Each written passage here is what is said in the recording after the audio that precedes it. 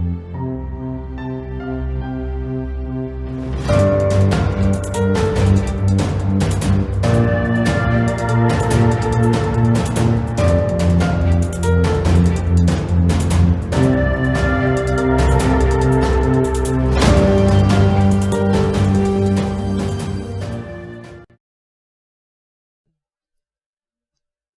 day, students.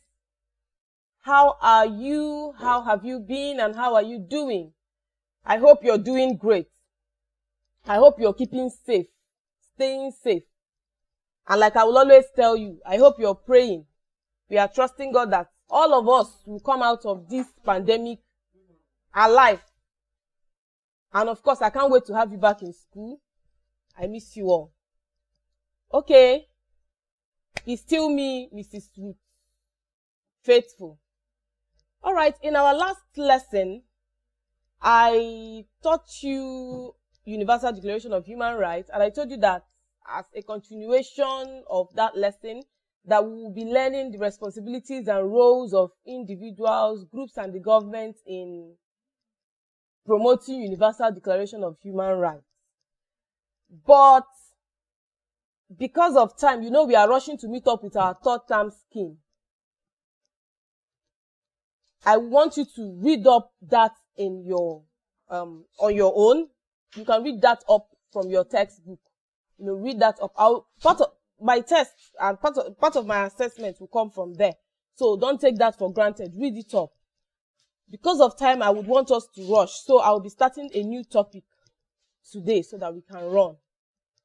All right, having said that, today we want to look at a very interesting topic, a very popular topic, you know, something you're conversant with.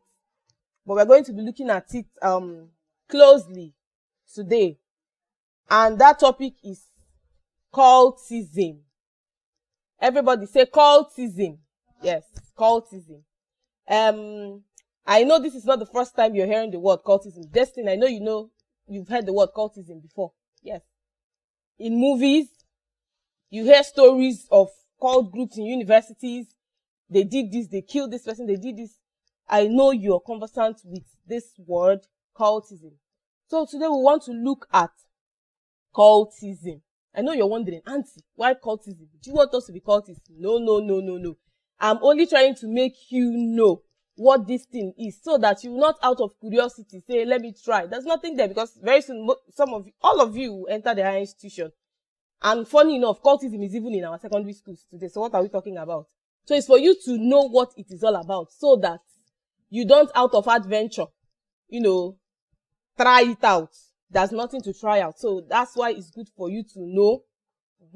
So because information prevents deformation. When you know, there are certain things you won't, you know, get yourself involved with. Okay, so having said that, we are looking at the topic cultism. And by the end of the lesson today, you should be able to define and explain the meaning of cultism. You should be able to talk about, highlight the activities of cult groups. What do they really do? You should also be able to mention at least 5 examples of cult groups in our schools.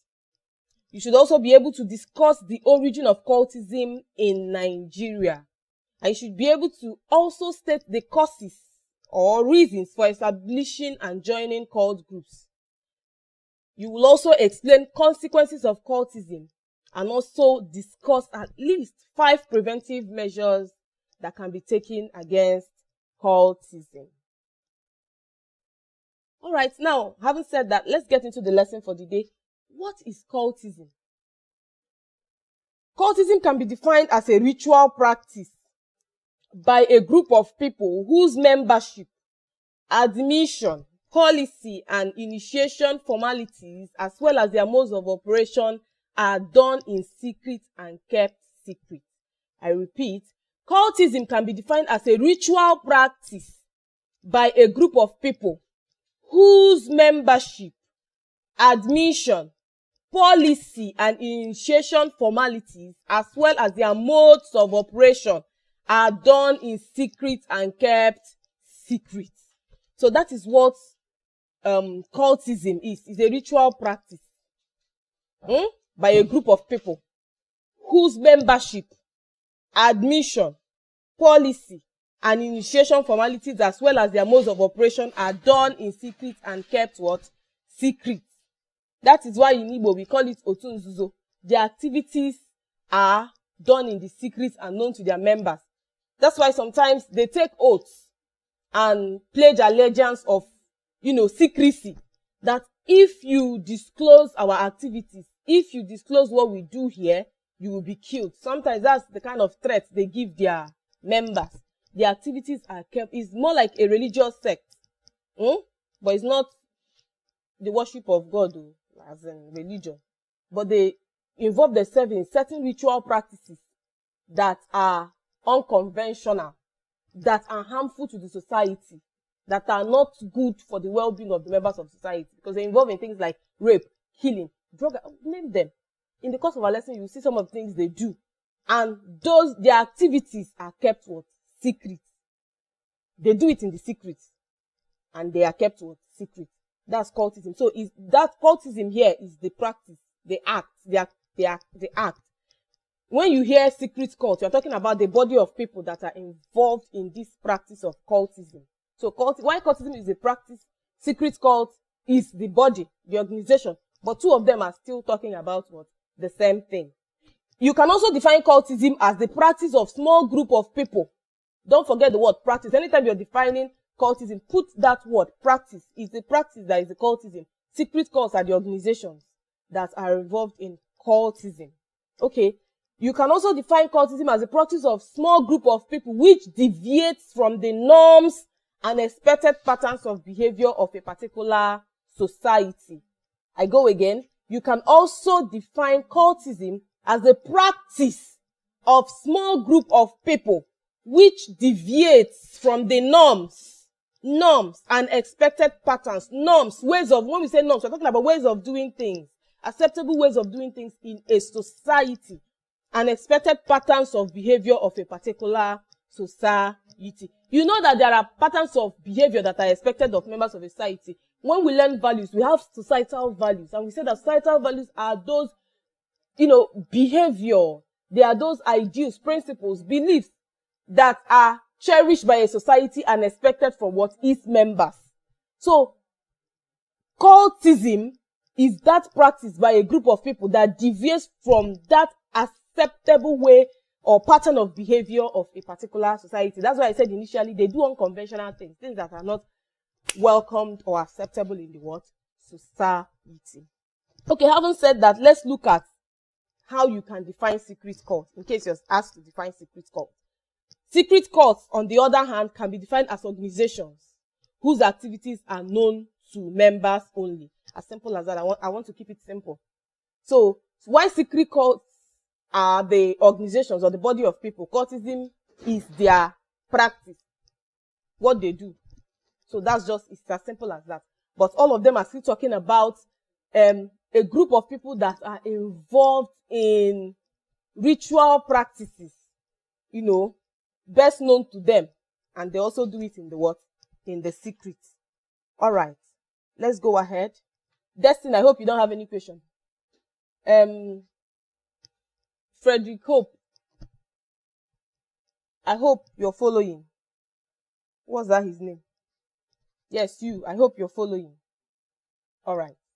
Okay, now we want to look at examples of cult groups in our institutions.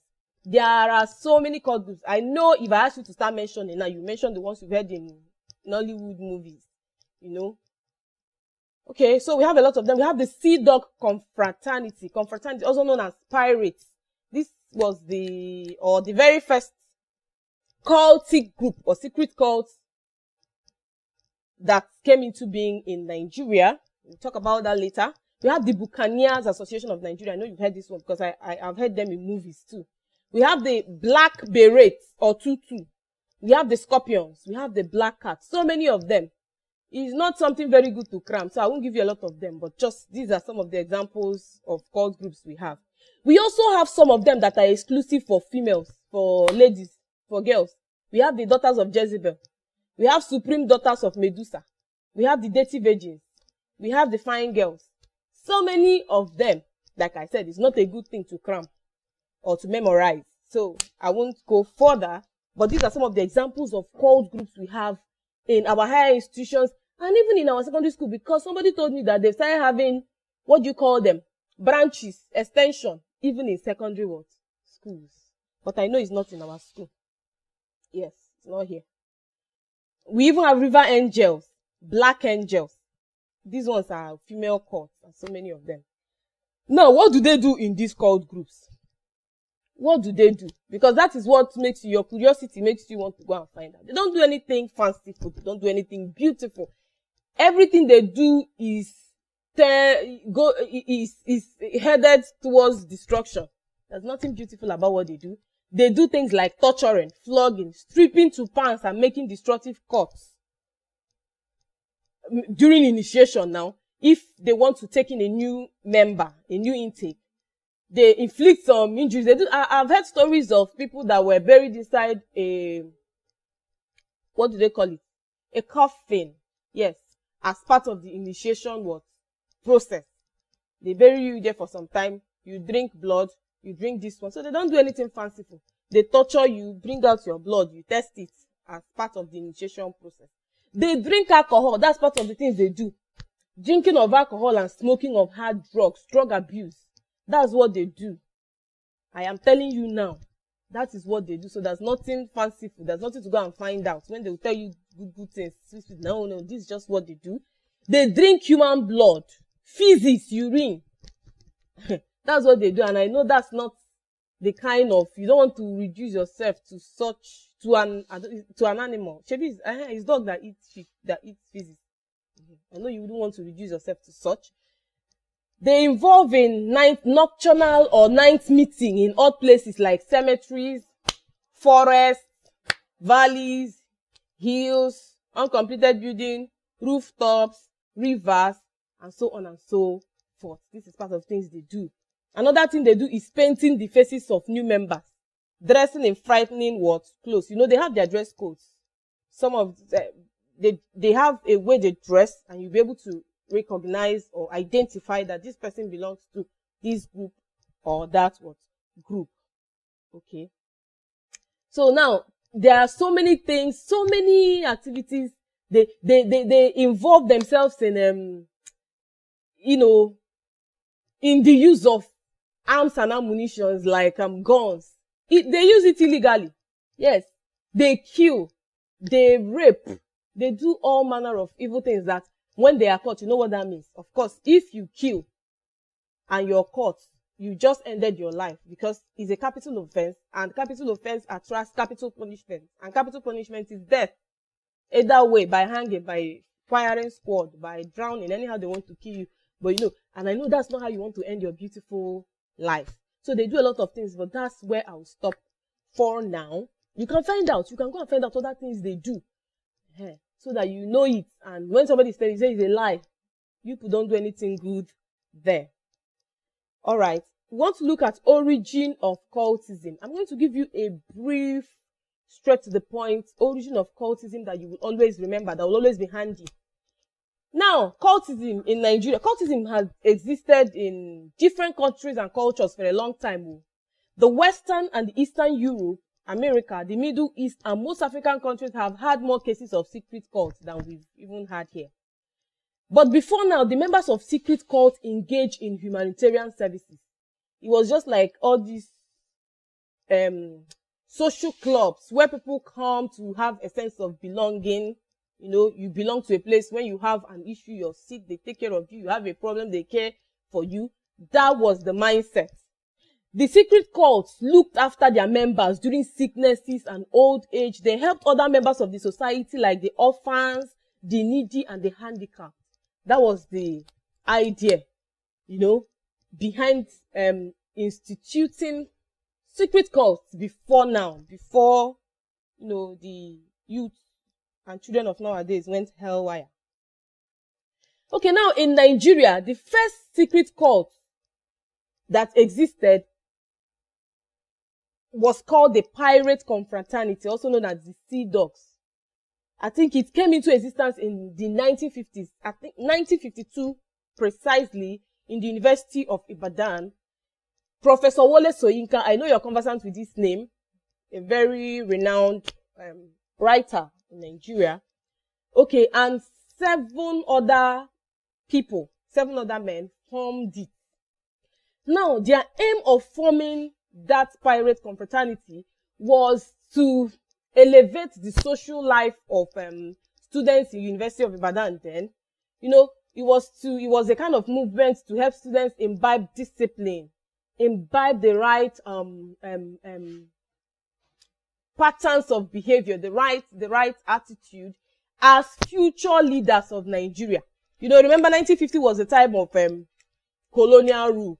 So their idea as part of the learned people at that time, you know, at that time the fight for freedom or independence had already started. So the idea was to help youth imbibe good character, good morals, discipline, self-control, you know, desist from bad behaviors, because they are like, okay, if Nigeria should get her independence today, are these people the ones that will rule Nigeria? Are they really ready? So as part of the enlightening the elites then, that was their aim, to help students then in the University of Ibadan imbibe good behavior, good patterns of behavior. But because they failed to, somehow they did not really achieve their aim as they wanted, other antagonistic, other opposing groups came up, like the Buccaneers. They came up, you know, came into existence, and they came with evil and bad intentions that defeated the good, you know, initiative that Wole Soyinka and his group had. So the pirate confraternity at that time had humanistic ideals. Its formation was friendly and harmless.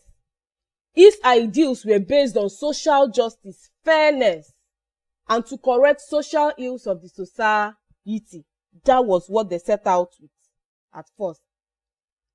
But presently, post-primary and tertiary institutions has changed its ideals. What it used to be in the past, they have changed it. The ideas of secret courts currently is harmful and unfair. Its formation has become unfriendly. The present form of secret courts that we have, the present form of secret courts that is involved in killing, raping, and perpetuation of so many evil in our higher institutions and even beyond it that we have today, started, this kind of courts that we, secret courts that we have today, began in the 1980s. And it began in our various institutions with the ideas that are very harmful to both members and non-members. The problem today is that each court wants to be recognized as the happening court.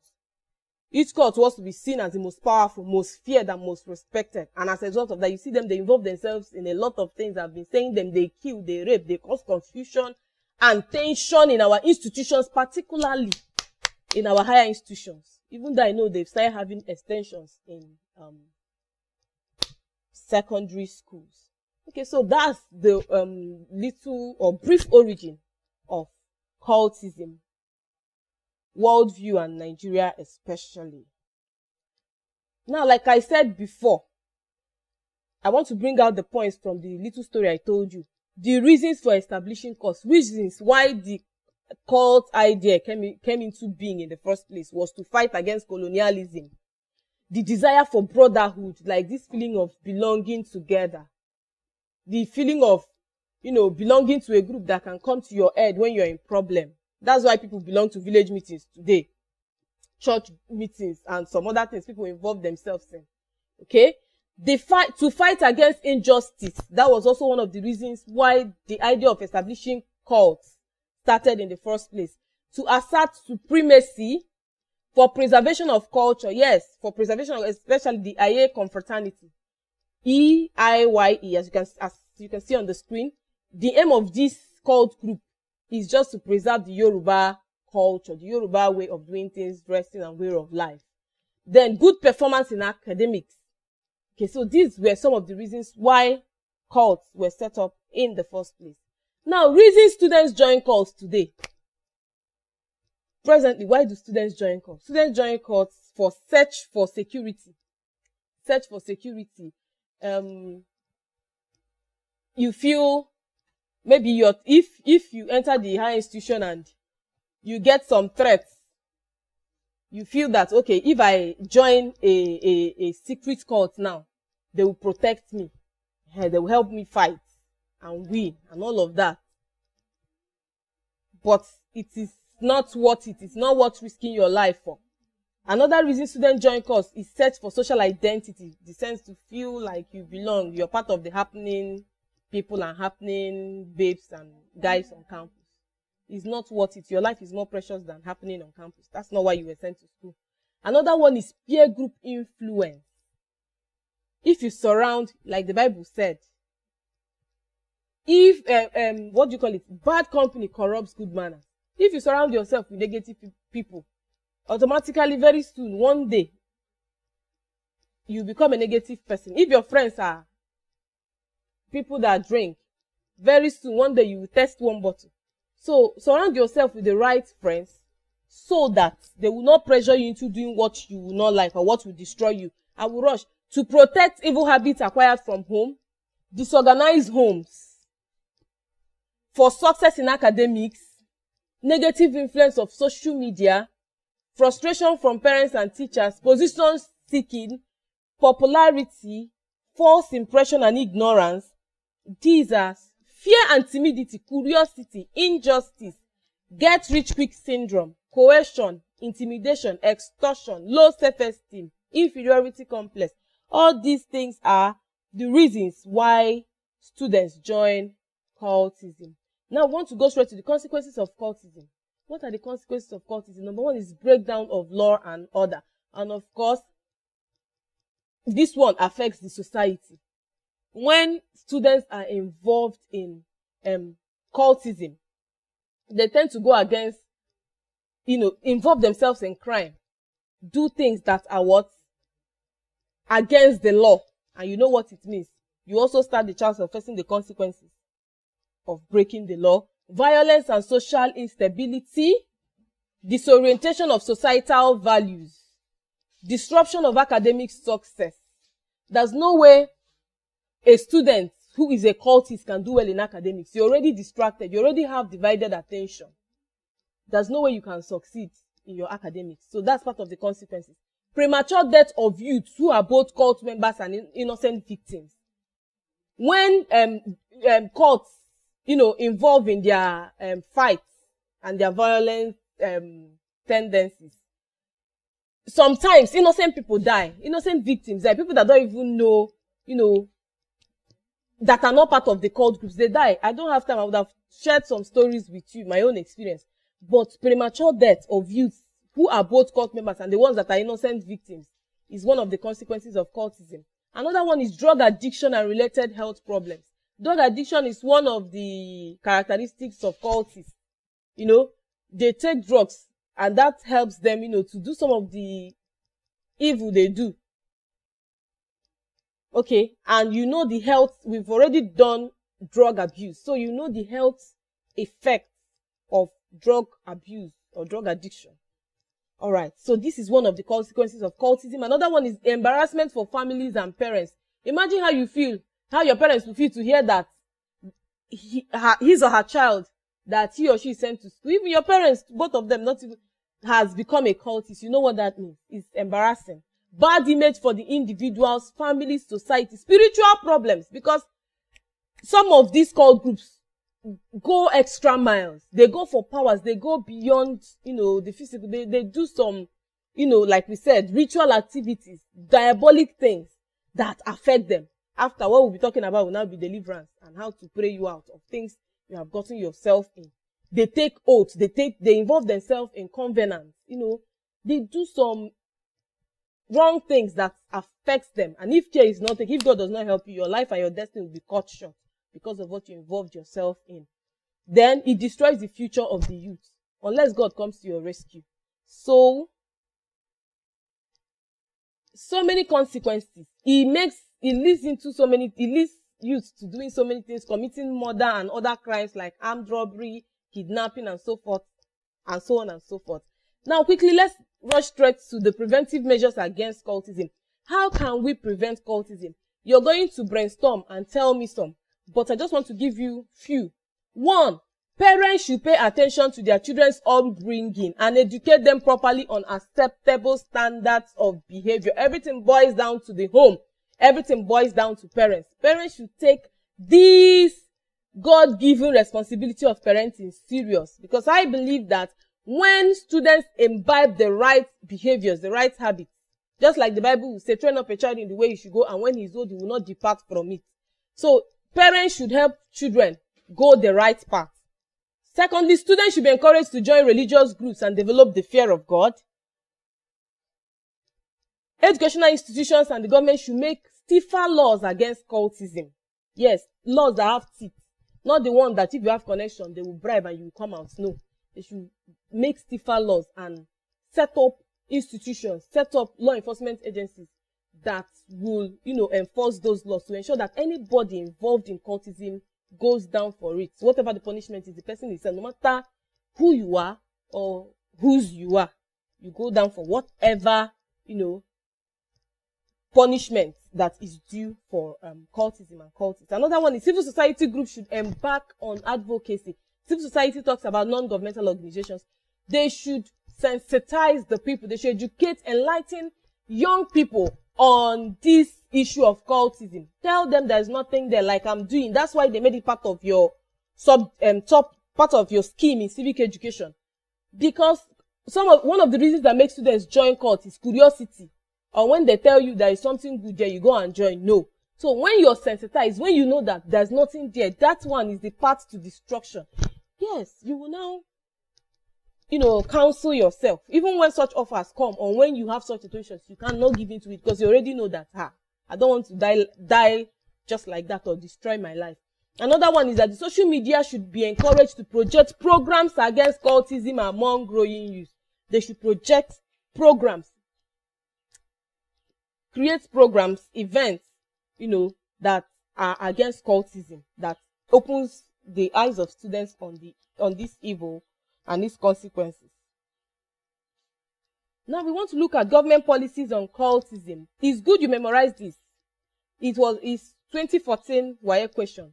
They asked them to mention government policies on cultism, and you have them on the screen. Enacting enabling laws proscribing cultism and other secret societies. Newly admitted students are made to take oaths or undertaking not to belong to any secret cult. Expulsion of any student found to be a member of a secret cult from campus. Prosecution and sentencing to jail terms of those found guilty of any cult-related activities. Public enlightenment campaign against cultism. Constitutional provision prohibiting members of secret societies from holding public offices. Public renunciation of membership of secret cult. Introduction of civic education to educate citizens on social values and other immoral behavior associated with cultism in schools. Government to enhance security outfits in schools and colleges. Security outfits that will fight against cultism. All right. That is the end for now. I want you to write something for me. I want you to write a beautiful essay for me. The topic is cultism can be wiped out of our schools. So you either write for or against. Propose. Do you think it's possible to wipe out cultism for our school? You state your reasons and ways you think we can wipe it out. If you think it's impossible, you still tell us how. And you submit it to me through the appropriate quarters. Till we meet again, stay safe and be a good child. Thank you very much.